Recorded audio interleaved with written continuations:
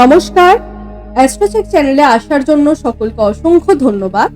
আজ আমরা আলোচনা করব মীন রাশির মানুষদের জুলাই মাস ঠিক কিরকম থাকতে চলেছে, অর্থাৎ গ্রহগত অবস্থান ঠিক কি থাকছে এবং গ্রহগত অবস্থানের উপর ভিত্তি করে আপনাদের শরীর স্বাস্থ্য, আপনাদের শিক্ষা, প্রেম জীবন, বৈবাহিক জীবন, আপনাদের ভাগ্য, কেরিয়ার এবং ব্যবসা ঠিক কিরকম থাকতে চলেছে, এই সমস্ত কিছু সম্পর্কে আজ আমরা এই ভিডিওর মাধ্যমে বিস্তারিতভাবে তুলে ধরবার চেষ্টা করব। তাই সঙ্গে থাকবেন, সম্পূর্ণ ভিডিওটি শোনবার চেষ্টা করবেন। ভালো লাগলে একটি লাইক করে দেবেন, মনে হলে প্রিয়জনের সঙ্গে শেয়ার করবেন এবং চ্যানেলের ভিডিও নোটিফিকেশন সবার প্রথমে পাওয়ার জন্য চ্যানেলটিকে সাবস্ক্রাইব করে পাশে থাকবেন। এবং আজকের এই যে রাশিফল তা কিন্তু চন্দ্র রাশির সাপেক্ষে দেখবেন। তো চলুন আলোচনার মূল পর্বে প্রবেশ করা যাক। সর্বপ্রথম মাত্র 1 মিনিটের মধ্যে আপনাদের একটুখানি গ্রহগত অবস্থান সম্পর্কে জানিয়ে দেবো। আপনাদের রাশির উপরই বিরাজমান থাকছে শনি মহারাজ। আপনাদের 3rd হাউসে থাকছে শুক্র মাসের প্রথম 26টি দিন এবং পরবর্তীতে শুক্র আবার ট্রানজিট করে চলে আসছে আপনাদের 4th হাউসে। এই 4th হাউসেই দেবগুরু বৃহস্পতি এবং রবি একত্রে থাকছে মাসের প্রথম থেকে, তবে 16 জুলাই রবি আবার ট্রানজিট করে চলে আসবে আপনাদের 5th হাউসে। 5th হাউসে থাকছে বুধ গ্রহ পুরো মাসটি জুড়ে। আপনাদের 6th হাউসে থাকছে মঙ্গল কেতু একত্রে, তবে মঙ্গল আবার 29 জুলাই মানে মোটামুটি ভাবে মাসের শেষ পর্যায়ে গিয়ে কিন্তু মঙ্গল ট্রানজিট করে যাচ্ছে আপনাদের 7th হাউসে এবং আপনাদের দ্বাদশ ঘরে থাকছে রাহু পুরো মাসটি জুড়ে। এই থাকছে মীন রাশির মানুষদের ক্ষেত্রে জুলাই 2025-এর গ্রহগত অবস্থান। এবার এর উপর ভিত্তি করে আজ সর্বপ্রথম বলবো আপনাদের শরীর স্বাস্থ্য। দেখুন, শরীর স্বাস্থ্যের ক্ষেত্রে বলবো মীন রাশির জাতক জাতিকাদের 6th হাউসে মঙ্গল কেতু একত্রে থাকছে এই জুলাই মাসে, মানে মাইগ্রেনের সমস্যা, গলা সংক্রান্ত কোনো সমস্যা বা ছোটখাটো কোনো চোট আঘাত লেগে যাওয়া, এই কটি জায়গায় কিন্তু আপনাদেরকে এই জুলাই মাসটা সাবধান থাকতে হবে।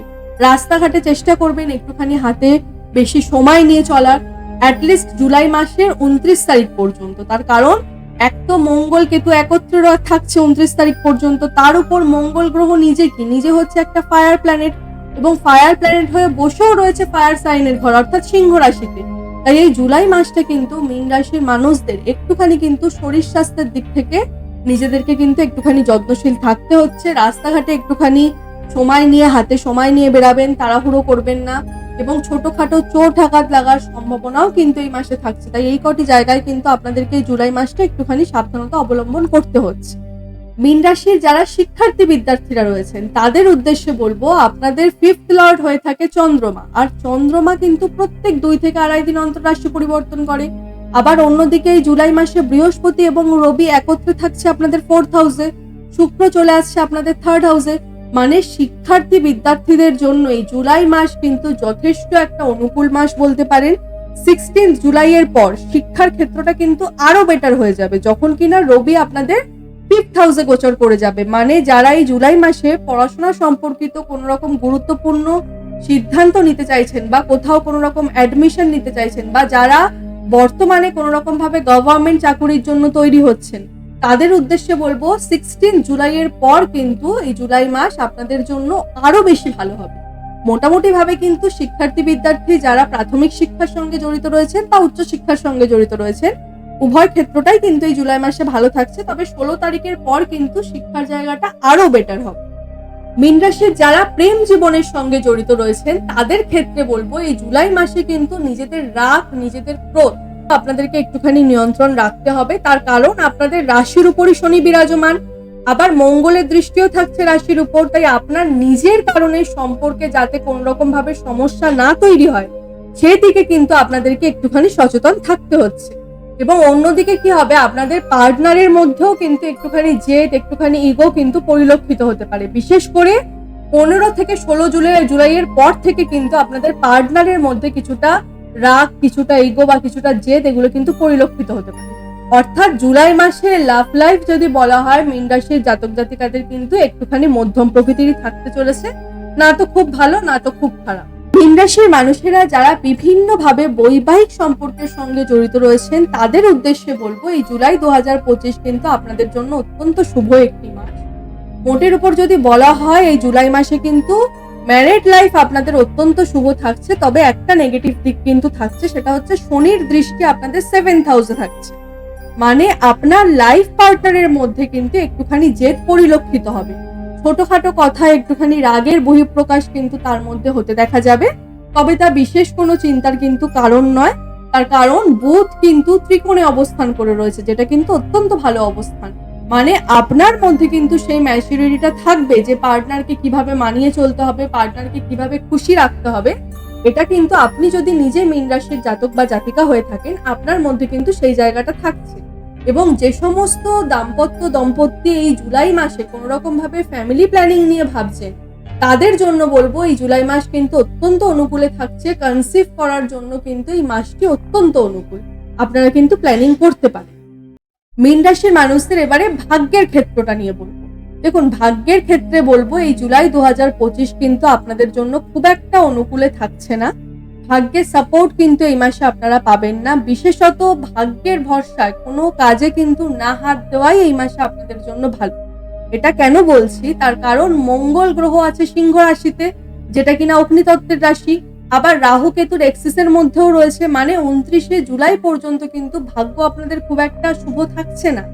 এই মাসে কোনো রকম শুভ কর্ম, মাঙ্গলিক কর্ম বা যারা নিয়মিতভাবে ট্রেডিং করে থাকেন বা কোথাও কোনো যারা বড় কোনো ইনভেস্টমেন্ট করতে চাইছেন বা কোনো রকম ভাবে যারা জমি ক্রয় বিক্রয় করার মতো কোনো চিন্তা ভাবনা করছেন, তাদের প্রত্যেকের উদ্দেশ্যে বলবো এই জুলাই মাসটা কিন্তু এরকম কোনো বড় সিদ্ধান্ত আপনাদের কিন্তু না নেওয়াটাই ভালো হবে।